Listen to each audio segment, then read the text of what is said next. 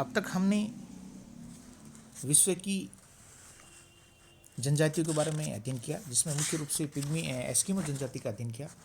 अब हम विश्व में विश्वोत्तरीय प्रदेश में रहने वाले मानव जीवन में मुख्य रूप से जो जनजाति हैं पिग्मी, उसका अध्ययन करेंगे। एस्किमो जनजाति ठंडे प्रदेशों में रहने वाली, शीत प्रदेशों में रहने वाली मानव जनजाति थी, जबकि एस्किमो जो पिग्मी जनजाति है वो विश्वोत्तरीय प्रदेशीय भूभागों में रहने वाली जनजाति है। हम देखते हैं कि किस तरह की स्थिति में पिग्मी निवास करते हैं। पिग्मी लोग के जो निवास क्षेत्र है मुख्य रूप से विश्वोत्तरीय जलवायु के वनों में स्थित है।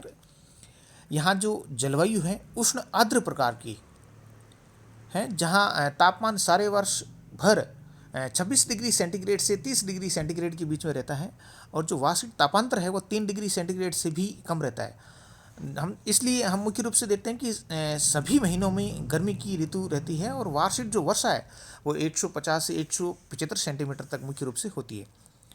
क्योंकि वर्षा है हर महीने सारे साल होती रहती है, इसलिए यहाँ वायुमंडल में आर्द्रता जो बहुत अधिक होती है, जिसके कारण गर्मी ऐसा हो जाती है और इसमें रहना काफ़ी दुर्भर होता है। अधिक गर्मी और वर्षा के प्रभाव से यहाँ सघन वन पाए जाते हैं जो सदापर्णी होते हैं और बहुत लंबे और ऊंचे होते हैं। अनेक प्रकार की लताएं वृक्षों से मुख्य रूप से लिपटी रहती हैं। पेड़ों की अनेक जातियां होती हैं, और इन सघन वनों में रहने वाले जीव जंतु भी विभिन्न प्रकार के मुख्य रूप से देखने को मिलते हैं। इस तरह हम देखते हैं कि सघन वनों में, नदियों के तटीय क्षेत्रों में या बेसिनों में जहाँ तक कुछ ऊंची भूमि है जो लगभग 300 मीटर से 450 मीटर के बीच होती है, वहाँ पिग्मी लोगों ने अपने निवास क्षेत्र बना लिए हैं। मुख्य रूप से मैं इनके क्षेत्रों की बात करूँ तो अफ्रीका में कांगो नदी, अरुविमी नदी, स्तूरी नदी और ओग नदी, कसाई नदी के बेसिनों में कुछ उच्च भूमि पर पिग्मी के निवास क्षेत्र मुख्य रूप से देखने को मिलती है। इसी तरह मैं देखता हूँ कि पिग्मी लोगों की कुछ विभिन्न उपजातियाँ हैं जिनको सम्मिलित नाम अचुआ के रूप में जाना जाता है। अचुआ की 4 उप जातियाँ हैं, जैसे म्यूबिती, ये विषुवत रेखा के उत्तर के क्षेत्रों में रहती है। तवा विषुवत रेखा के मध्य पेटी में रहती है। बिंगा दक्षिणी क्षेत्रों में रहती है। गैसेरा सुदूर दक्षिण के भागों में मुख्य रूप से निवास करती है या रहती है। ये उप जनजातियाँ जिस क्षेत्र में अल्पकालीन निवास करते हैं उस क्षेत्र की भाषा के अनुसार भिन्न भिन्न नामों से मुख्य रूप से पुकारी जाती है। उदाहरण के लिए मैं बताऊं तो मध्य कांगो के जिलों में इन्हें वातवा कहते हैं। लुंगलुक नदी के बेसिन में इनको बालिया कहते हैं, और ये सभी लोग नाटे कद के होते हैं। इनकी नाक चपटी, होठ मोटे तथा बाहर की ओर उभरे हुए, और सिर पर बाल छल्लेदार गुच्छों में होते हैं। यह मानव प्रजाति हैं निग्रिटो प्रकार की है, और दक्षिणी एशिया में फिलिपाइन के वनों में आइटा नामक नेग्रिटो, और इसके अलावा न्यू गिनी में तापिरो नामक पिग्मी लोग मुख्य रूप से निवास करते हैं।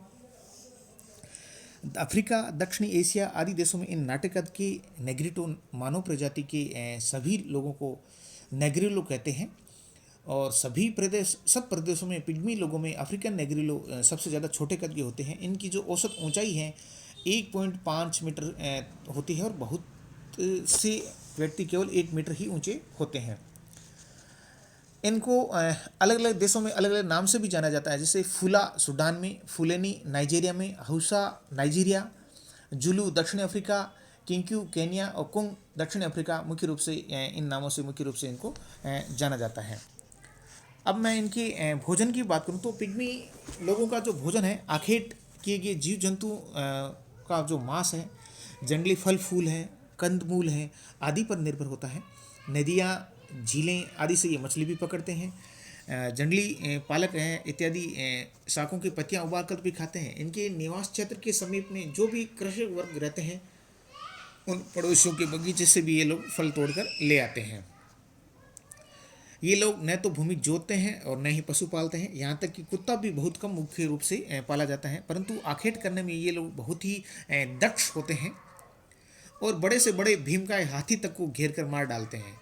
विशालकाय पशुओं का शिकार करने का बाद ये लोग पेट ठूंस कर भोजन करते हैं और छोटा कद होते हुए भी इनकी असाधारण भूख का अनुमान इस बात से हम लगाए जा सकते हैं या कर सकते हैं कि कोई भी पिग्मी एक समय के भोजन में अन्य खाद्य पदार्थों के साथ साथ 60 केले तक खा सकता है या खा जाता है। बड़े पशुओं के अलावा दीमक हैं, चिंटियां हैं, गुबरेलों के डिंभ हैं, लार्वा, मधुमक्खियों की सुंडियां और शहद को ये लोग बड़े चाव से खाते हैं। चींटियों को ये चावल के रूप में चावल के हिसाब से मुख्य रूप से खाते हैं।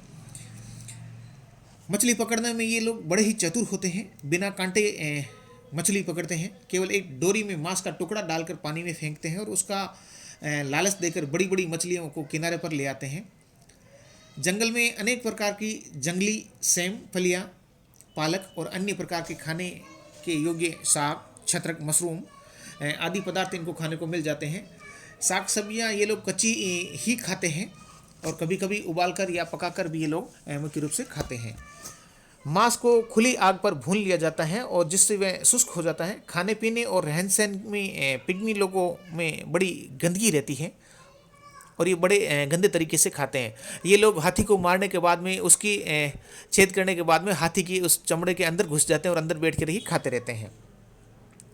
केला इन लोगों का अत्यंत ही प्रिय भोजन है, जिसको ये लोग पड़ोसी कृषक वर्गों से मांस, शहद आदि के बदले में वस्तु विनिमय द्वारा प्राप्त कर लेते हैं या कभी कभी चोरी भी कर लेते हैं। साधारणतः ऐसा वस्तु विनिमय एक पक्षीय होता है, जिसमें पिग्मी स्वयं ही निश्चित कर लेता है कि वह अपने इच्छित केलों के बदले में कितना मांस, शहद आदि देगा। वहाँ पड़ोसी प्रदेशों के बागों में जाकर केले तोड़ लेता है और उसके बदले में मांस की बोटियाँ लटका आता है। गांव के कृषक निगरो लोगों को जब भी मांस की आवश्यकता होती है तो वे अपने खेतों की उपज, अनाज, फल आदि को एक निश्चित स्थान पर शिकारी लोगों के लिए रख आते हैं। शिकारी पिग्मी लोग वहाँ आकर फल आदि उठा लाते हैं और बदले में मांस वहाँ रख आते हैं। इस प्रकार नेग्रिलो पिग्मी लोगों में और उनके पड़ोसी निगरो कृषकों लोगों में खाद्य का वस्तु विनिमय मुख्य रूप से होता रहता है। वस्त्र की बात करूं तो उष्ण आर्द्र जलवायु में वस्त्रों की आवश्यकता बहुत कम होती है, इसलिए पिग्मी पुरुष और स्त्री तन पर केवल कमर से नीचे की लटकती हुई किसी छाल की वस्त्र की पट्टी होती है। पुरुष किसी पशु की खाल को कमर से नीचे लटका लेता है। स्त्रियां पत्तों के गुच्छों को कमर से नीचे लटका लेती हैं। ताड़ की पत्तियां या किसी वृक्ष की छाल से बने वस्त्र की पट्टी ही अधिकतर ये लोग प्रयोग में लिए जाते हैं, क्योंकि आर्द्र जलवायु में कपड़ों की मुख्य रूप से आवश्यकता नहीं के बराबर होती है। इनके घर और निवास की मैं मुख्य रूप से बात करूं तो पिग्मी लोगों को आखेट की खोज में तथा मछलियां और जंगली खाद्य पदार्थों की तलाश में इधर उधर भटकना पड़ता है, इसलिए ये कोई स्थायी गांव बसा कर नहीं रहते हैं। पक्के मकान बनाना इनके लिए बिल्कुल ही बेकार है, अतः ये लोग आदिम प्रकार की झोंपड़ियों में निवास करते हैं। इनकी झोंपड़ियों की आकृति मधुमक्खी के छत्ते की तरह होती है, जिसका व्यास लगभग 2 मीटर और ऊंचाई 10.5 मीटर की होती है। झोंपड़ी का प्रवेश द्वार पर छिद्र के समान केवल 50 सेंटीमीटर ऊंचा होता है, जिसमें हाथ पैरों के घुटनों के बल रेंग कर ये अंदर जाते हैं और बाहर आते हैं। वृक्षों की शाखाओं को भूमि में गाड़कर उसे अर्धवर्ताकार ढांचा बना लिया जाता है और उसमें पत्तियों से ढांप कर झोंपड़ी तैयार की जाती है। इस प्रकार की 10-12 झोंपड़ियों का एक अस्थायी गांव बन जाता है। कभी कभी किसी अस्थायी निवास में 20-25 झोंपड़ियाँ भी मुख्य रूप से देखने को मिल जाती हैं, जो इनको एक कबीलाई रूप में सुरक्षा की दृष्टि से अपने आप में महत्वपूर्ण बनाती है। जीवन शैली की मैं मुख्य रूप से बात करूँ तो इन लोगों का जो जीवन है वो मुख्यतः घुमक्कड़ है, जिसमें अधिक साज सज्जा और घरेलू सामान रखना भार रूप के समान होता है। पिग्मी एक आदिमकालीन जीवन जीता है, अतः पिग्मी लोगों की जो संपत्ति में केवल तीर कमान, साग पकाने का बर्तन, कमर में लटकाने का गज भर कपड़ा या खाल और झोंपड़ी के भीतर एक छोटी खटिया, इतना ही सामान इनकी संपत्ति के रूप में मुख्य रूप से होता है। पानी पीने के लिए तुम्बी पर्याप्त होती है। पिग्मी पुरुष के गले में बांस की बनी सीटी लटकती हुई रहती है। इस सीटी से ये पक्षियों की बोलियों की नकल करता है। और जंगल में शिकार करते समय अपने साथी लोगों के मार्ग की भी जानकारी भी इसी सीटी के माध्यम से ये लोग देता रहता है। आखेट की मैं मुख्य रूप से बात करूं तो छोटे पशुओं का आखेट एक व्यक्ति या दो व्यक्ति मिलकर कर लेते हैं। हाथी जैसे विशालकाय बड़े प्राणी का जब ये लोग आखेट करने के लिए कई व्यक्ति एक साथ मिलकर शिकार करते हैं, उसे घेर कर किसी विकट परिस्थिति में ले जाते हैं और तीरों से उसे अंधा कर देते हैं। बाद में छोटी बर्छी से ये लोग उसको मार डालते हैं। कुछ हाथी के आखेट में ये तीरों की नोक को विष में डुबो लेते हैं। विशेषतः कांगो के दक्षिण में रहने वाले बातवा पिग्मी हाथी के विषाक्त तीरों का प्रयोग करते हैं। पक्षियों को साधारण तीरों से ही मारा जाता है। मछलियों को ये डोरी में मांस बांधकर लालच देकर इनको आसानी से पकड़ लेते हैं। अब मैं इनके व्यवहार और पिग्मी की जो प्रशिक्षण क्षमता है उसके बारे में बात करूं तो कद में नाटे और शरीर में वजन से हल्के होते हुए भी पिग्मी लोग बलवान, निर्भय और उत्साही होते हैं। वृक्ष पर तेजी से चढ़ जाने में ये लोग बड़े दक्ष होते हैं, क्योंकि इनको पेड़ों पर चढ़ने की बारंबार आवश्यकता होती है। परंतु ये लोग पानी में घुसने को पसंद नहीं करते और उनमें से कोई विरला ही तैर सकता है, क्योंकि ये जहाँ निवास करते हैं वह भूमि दलदली होती है और नीचे रहना काफ़ी मुश्किल होता है। इसलिए ये लोग पेड़ों पर ही अपना कई बार निवास बना लेते हैं। 23 डिग्री से नीचे तापमान जाने पर ये लोग कभी कभी अलाव जगाकर अपना आप को गर्म करते हैं, क्योंकि ये ठंडे प्रदेशों में रहने के आदि नहीं होते हैं।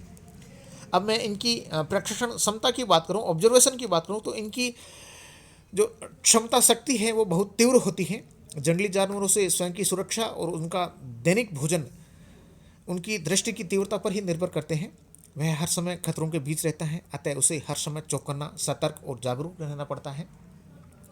वह एक वृक्ष से दूसरे वृक्ष पर तेजी से चुपचाप पहुंच जाता है और इस प्रकार छिप जाता है कि यह मालूम करना कठिन हो जाता है कि वह कहाँ है और कहाँ छुपा हुआ है।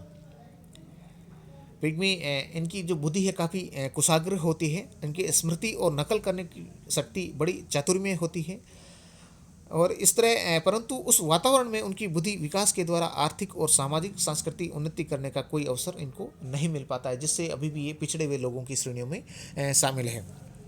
ये लोग भूत प्रेतों में मुख्य रूप से विश्वास करते हैं, अंधविश्वास में विश्वास करते हैं।